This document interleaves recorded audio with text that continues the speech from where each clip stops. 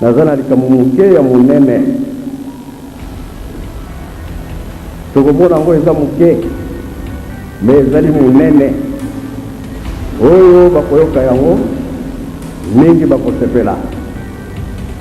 me bamosusu bakosepela te likambo yango ezali boye lelo eza fete monene ya tata Simoli Mbangu balinga te tata Simoli Mbangu azali molimo santu lokola tata Simoli Mbangu azali molimo santu boteya yango na mokili mobimba koyoka soni te kobanga na yo likambo moko te na baradio na batelevizio mpe na bajournaux toyoki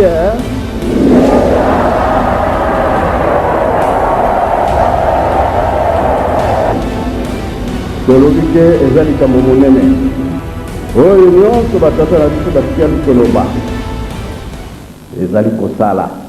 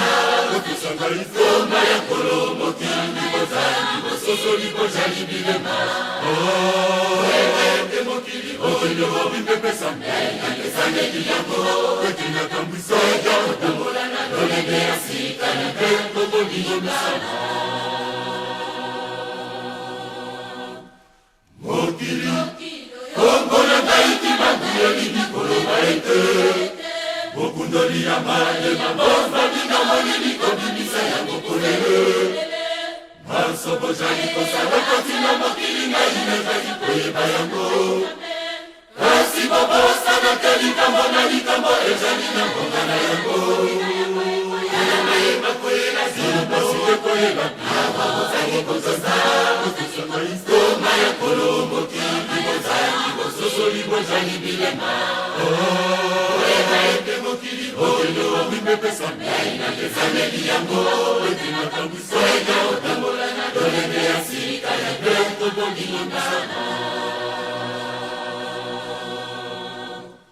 Mokili mobimba boyeba ete likolo na se epesa melinga ikibangu kwete solo natambwisa yango. Mokili mobimba boyeba ete likolo na se epesa melinga ikibangu kwete solo natambwisa yango. Mokili mobimba boyeba ete likolo na se epesa melinga ikibangu kwete solo nakamwisa yango. Likolo pe mokili epesa melinga ikwete nakamwisa yango. Alfa omega baneli pesuka mosusu ajalite. Maso ejali nangai kasika la binogo sosolite. Idolero confidama ekontrolama omoki.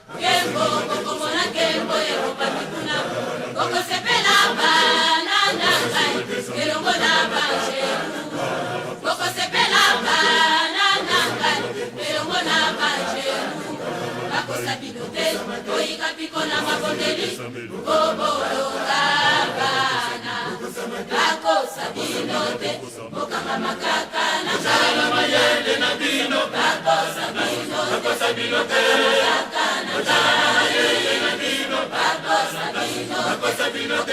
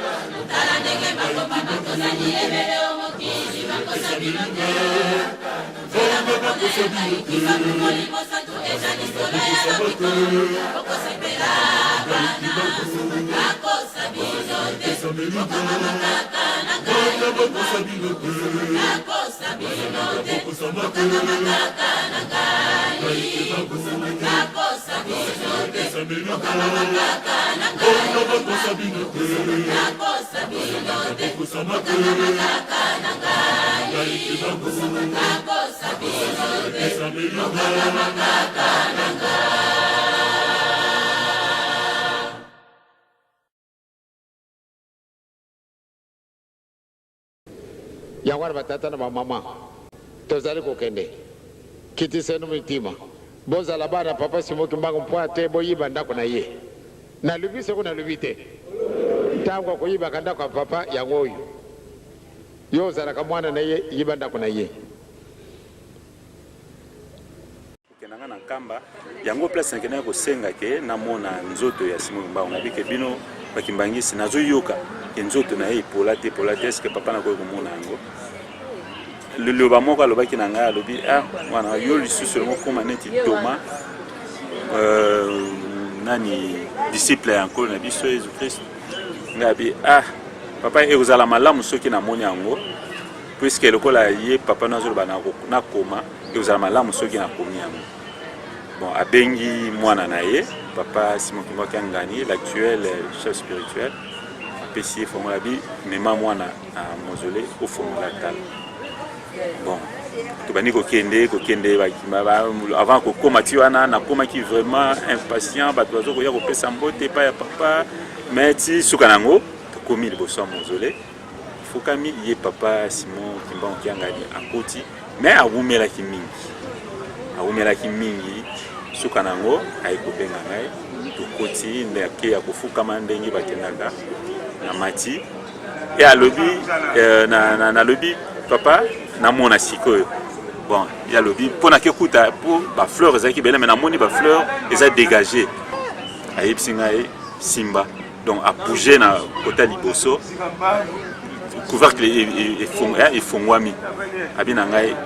na kotindika yo bendaka malembe yo simba kaka ngana bana kotindika yango a pousser place na kenda ikomona nzoto ya oyo babengi Simon Kimbangu bien que tango liboso sake fongwami eloko liboso sama ina nzoto na ngai na komi na koti en transe na komi kotuntuka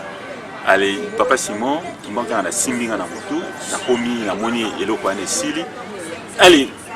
kokama wana na ko yebisa papa eske na ko simba ye abisinga ko simba ye awa te na motema na te simba ye na loboko loko azalaki boye et puis lambala taki pusana ki momuke tango na simbisko poso na parce que na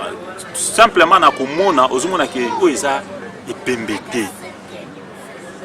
yango na idée na ngai ne peut-être soki ya malamu soka mabe nangaki na simba ye na motema na ta so motema zobeta mais yekola baki na simba wana te na simbi na loboko mais loboko eza na chaleur neti moto azo vivre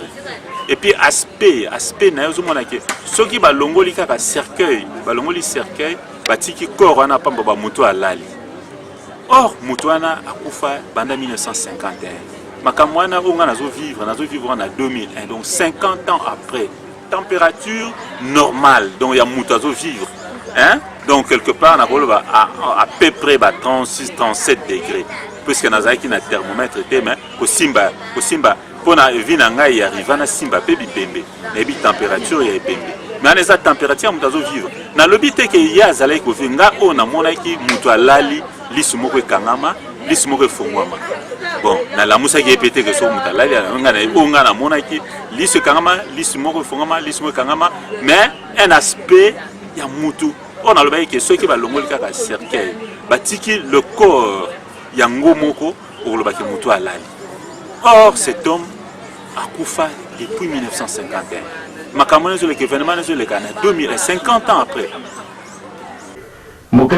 bapa na biso ebale kokoma kona moke likambo ekobima moke tokobimisa makambo oyo mabombana liso papa Simon Kimbangu moko ya mobali ezali kotala ya mwasi ekufi nzambe na ngai naloba nini mbele mayela moto bazangi corps nini ya mutu ndenge nalobi ke soki bakausaki yango ekoyebana te ke mutu wana soki batiaki na frigo ntango 50 ans après ekozalaka bongo te soki bambomaki yango baconserve yango soki osimbi poso wana ekolongwa ekokoma poussière place wana puisque il y a une loi universelle et naturelle olobi ke moto akokufa et puis akopola akozonga tokota mabele tokozonga na mabele mais curieusement ye moto wana azo garder eloko wana donc physionomie ya moto azo vivre donc eloko wana dépassaki ngai moto nini ana 50 ans après azala so toetikala intact yango wana na livre moko on a commis un mystère en kamba paragraphe na moko ya sima na sima livre na koma paragraphe moko les amis balé mais autant liboso wana na koma kiboye nabi chaque chose a son temps dit-on en effet après plusieurs années de silence voilà qu'enfin l'heure est venue pour moi de m'acquitter en toute honnêteté intellectuelle d'une obligation sacrée qui consiste à témoigner devant Dieu et devant l'histoire sur un phénomène extraordinaire dont j'ai longtemps porté dans ma conscience la lourde responsabilité en tant que témoin oculaire. Donc, eloko wana jusque-là, et comment il faut peser dans la conscience nangai. Koyoka banzembo na mukilizo ba ke Simon Kimbangu mabele melaye Simon Kimbangu apola Simon Kimbangu étant na ke vivre ngo et comment qui une charge et comment qui fardeau na conscience na ngai yango na naloba ke na kokoma yango yango na naloba ke na koloba yango donc koloba o po tango tozali kobima na mozole na ye papa Simon Mbangu Kiangani ayebisi ngai ke okoti nyongo donc o lelo ndenge na lobi ko eza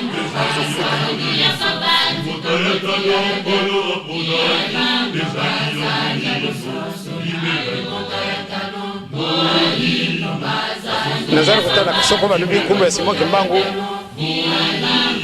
bamususu soko baoki nkumbu wana mutima na bango mipasuki pona ntina mususu te bazali na eloko wana babumba ekubima mukolo mususu eloko na yo kuna bomeme wapi ekumema kana garage mbuta muntu wana te nazali kolanda kasoko balobi nkumbu ya Simon Mbangu bamususu bayindami oi tala yete olinga te bokukutana na ntumba sika wana moya kubumba na ezalite